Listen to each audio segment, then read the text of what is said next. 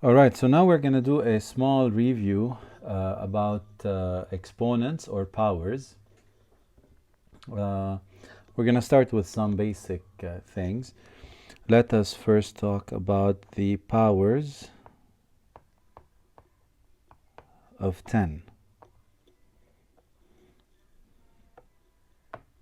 We'll start with some simple examples about the powers of 10.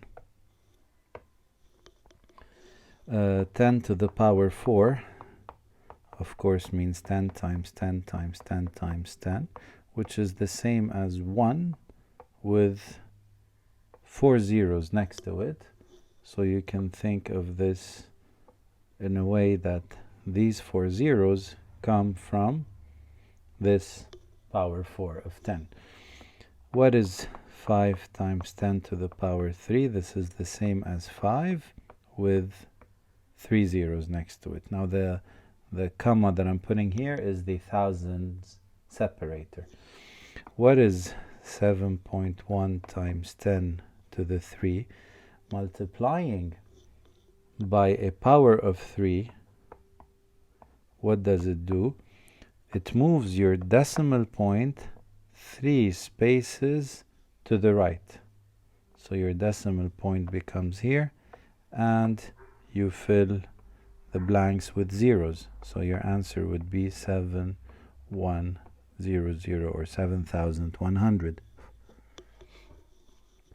Now let's talk about the negative powers of 10.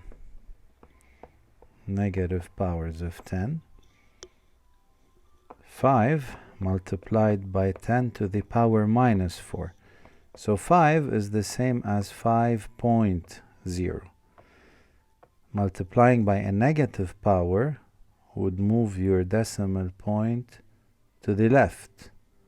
1, 2, 3, 4, which puts it here, and you fill your spaces with zeros, so your answer is 0.0005. Let us try one more.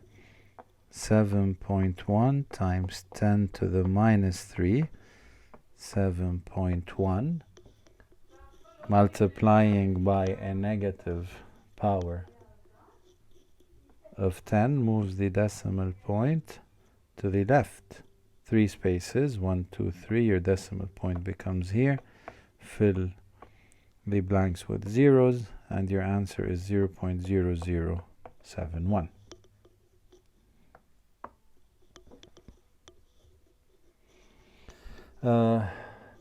It's important to know the difference between minus 2 squared and minus 2 squared. These are not the same.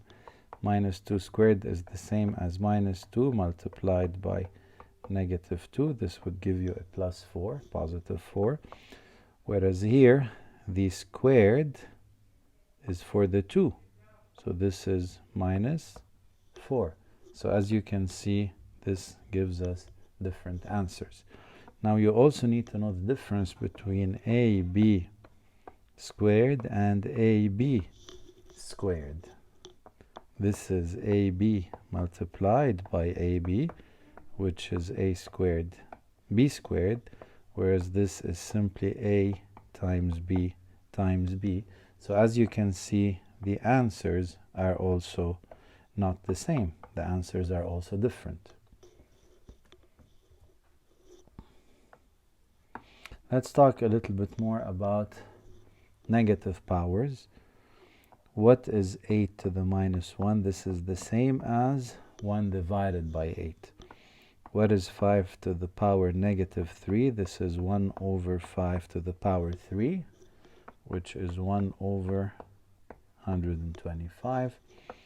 10 to the negative 2 is the same as 1 over 10 to the 2, which is 1 over 100, which is the same as 0.01. Now let's discuss the laws of exponents. There are laws of exponents, and you need to have these memorized. Anything to the power 1 stays the same. Anything to the power 0 becomes a 1. As we said, x to the minus 1 is 1 over x. If you're multiplying and you have the same base, this means that you keep the same base and you get to add the powers. So x to the power m multiplied by x to the power n is x to the power m plus n. X to the power m divided by x to the power n, again, because we have the same base, this would give us the same base x, but you subtract the powers, x to the power m minus n. Let us see some more laws of exponents. X to the power m, all of it to the power n, is the same as x to the power m multiplied by n. So you multiply the powers. X to the power y, x multiplied by y to the power n is the same as x to the power n multiplied by y to the power n. So what you actually do here is that you distribute this power to each of x and y. Something similar applies to x divided by y to the power n. This is x to the power n divided by y to the power n. And as we said before, negative power, you can bring it down to the denominator and change the sign of the power. So all the laws of exponents that you see on this page, they are very important and you need to have them memorized. 0 to the power 0 is unknown, or sometimes they call it indeterminate. Same thing, just make sure that 0 to the power 0, there is no answer to it. Let's talk about one important topic as well. Let me start by introducing it. If you have 2 and you perform the following operation or function, power 3, what would it give you? What is 2 to the power 3? 2 to the power 3 is 8. So the question is, what's the operation that reverses this? What is the operation that takes you back from 8 to 2? So if 2 to the power 3 is 8, what is the operation that takes you back from 8 to 2? And the answer to this is third root of. This we call it third root of, and this falls under the topic of nth root. So if 2 to the power 3 equals 8, what is the third root of 8? The third root of 8 is 2. Now, let's think of a way, let's discuss a way of how to think of this.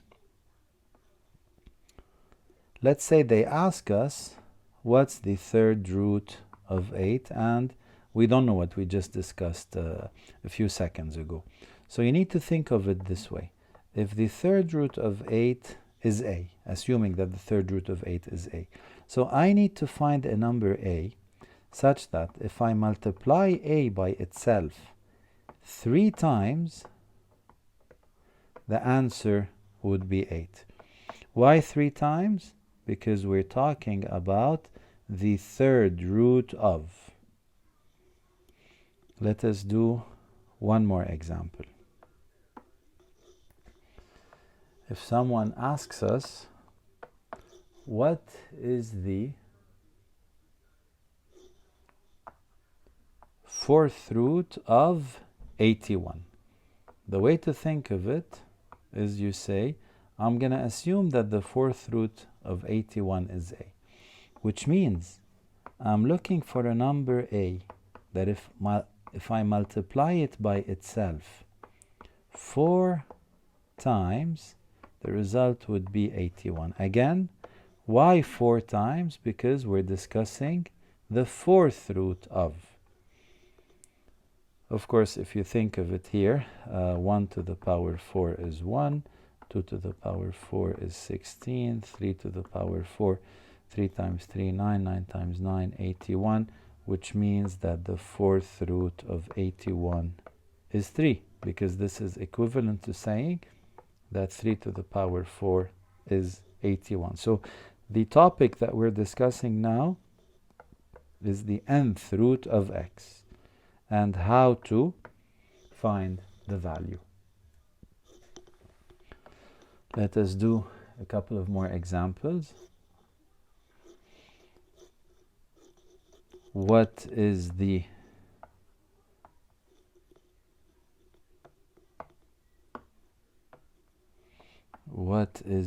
fourth root of 16? So you think, if this is a, so a times a times a times a should give me 16.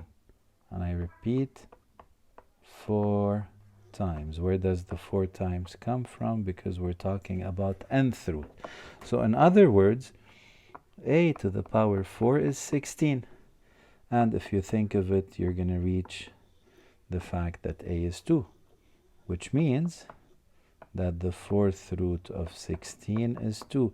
And this is equivalent to saying that 2 to the power 4 is 16. Let's think of one more. What is the third root of 27? Let us assume that it is a. So I'm looking for a number that if I raise it to the power 3, it would give me 27. 1 to the power 3 is 1. 2 to the power 3 is 8. 3 to the power 3 is 9 times 3, which is 27. This means that the third root of 27 is 3. And as I said, this is equivalent to saying that 3 to the power 3 equals to 27. So again, think of nth root of x. Now, another way to write the nth root of x is x to the power 1 over n. These are equivalent. So if someone asks you, what is 8 to the power 1 over 3? To you, because you already know this, you would say this is the same as the third root of 8. And we already did this. This is 2. So what is 16 to the power 1 over 4? This is the same as the fourth root of 16. And the fourth root of 16 is 2. Why? Because 2 to the power 4 is 16. If the question is, what is 4 to the power half? This is the second root of 4. And the second root of 4 is what we know as the square root or the radical of 4. See, anytime the power here, or sorry, not the power, the nth root here is absent, this is the same as the second root, which is the one that we're most used to. We call it radical or square root. And of course, the answer here would be 2.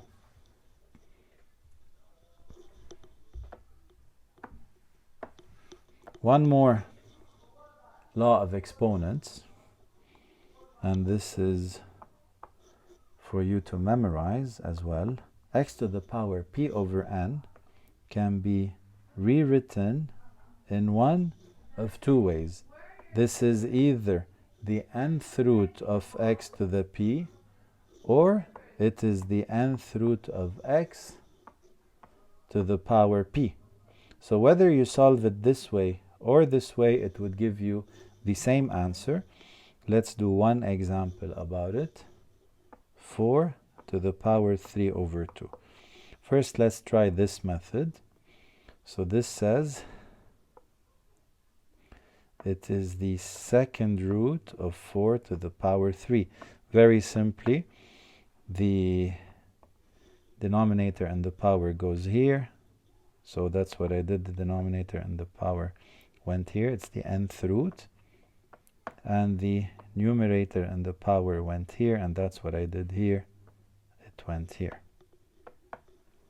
So this is the same as the second root. Now 4 to the power 3, 4 times 4 is 16, multiplied by 4, this is 64. So this is the second root of 64. And remember what we said, second root is the same as the square root. So this would give you a result of 8. Now if we try to solve it the other way, this is the same as the nth root of x, second root of 4, all of it to the power p. In our case, this is 3. So this is the square root of 4 to the power 3, which is 2 to the power 3, which is 8. So as I said, no matter which method you follow, you're going to get the exact same answer. So it depends which one is easier for you in case you get it in the test as a number. But in case it's given to you as variables, then you need to use it the way it's given to you. Let's try one tricky exercise. 4x to the power 2 over 3, all of it raised to the power 3 over 2 equals to 1. And the question is, like the question to many exercises, is find x. So first of all, let us apply this law of exponents, which says xy to the m is what? This is x to the m, y to the m. So here I can consider this as my x and this as my y. Actually, all of this. So this would give me 4 to the power 3 over 2, x to the power 2 over 3, all of it raised to the power 3 over 2 equals to 1.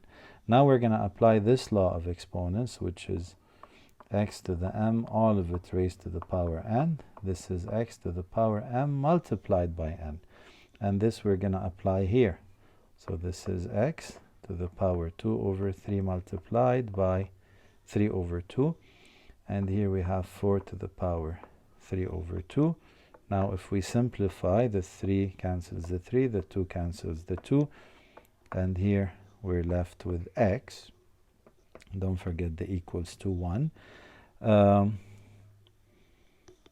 Let us now focus on 4 to the power 3 over 2. As we said, x to the power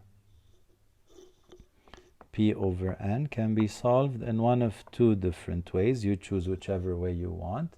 We did it one slide ago. If you go back to the previous page or the previous slide, you're going to find out that 4 to the power 3 over 2 is going to give you 8. So 8x equals to 1, which means x equals 1 over 8. So this might be a little bit tricky. The thing you need to watch out for here is to notice that this can be considered as your a, and all of this can be considered as your b, so that when you do ab to the power m, this is a to the m multiplied by b to the m. Let's do an example, an exercise, I mean. The question is 4x to the power 2 over 3 minus 5 equals 11, and the usual question, find x. Now, in such an exercise, the first step you need to do is called isolate the variable. Isolate the variable. What does isolate mean? Isolate means that you want x with its power alone on one side of the equation. So you need to take everything to the other side. So here we have 4x to the 2 over 3. First we take the 5 to the other side and you change the sign. So this is 16. Now you need to get rid of the 4, which means you divide by 4. You divide both sides of the equation by 4. So this is x to the power 2 over 3 equals 4. So this is the first step. It's done because the first step says isolate the variable, and this is what we did. The variable was isolated, and it's okay if the sign, if the power stays, because this is something that we're going to take care of in the second step. Step 2 says we need to get rid of the power of the variable, or the power of x. So whatever power is here, we need to get rid of it. How do we get rid of it? Let's think of it. X to the power 2 over 3. What would help me get rid of the power 2 over 3? To do this, we need to remember that x to the power m to the power n is x to the m multiplied by n. So I need this to become 2 to the power 3 multiplied by 3 over 2, which is the reciprocal of this fractional power. So because this leads to the 2 cancelling the 2 and the 3 cancelling the 3, which gives us exactly what we're trying to do, get rid of the power of x. So you have to raise this to the power 3 over 2, but you cannot raise one hand or one side of the equation without raising the other side as well, so that your equation or equality stays proper. You have to raise both sides to the power 3 over 2, and we already did the 4 to the power 3 over 2 a couple of slides ago, and we found it to be 8. So this leads us to the result that x equals to 8. So I'm going to repeat. The first step is isolating the variable, and the second step is the following. In case you want to get rid of this, get rid of the power of x, step 2 says raise both sides, raise both sides to the same power. Which same power? The reciprocal or the inverse of the existing power. So as you can see in what we just did, the existing power was 2 over 3. So you need to change it to the reciprocal or the inverse. What's the reciprocal or the inverse? So you bring the 2 down, you take the 3 up, so this becomes 3 over 2. Go back and try to solve this by yourself without going through the steps. And we're done for this topic, for the topic on of review and exponents or powers.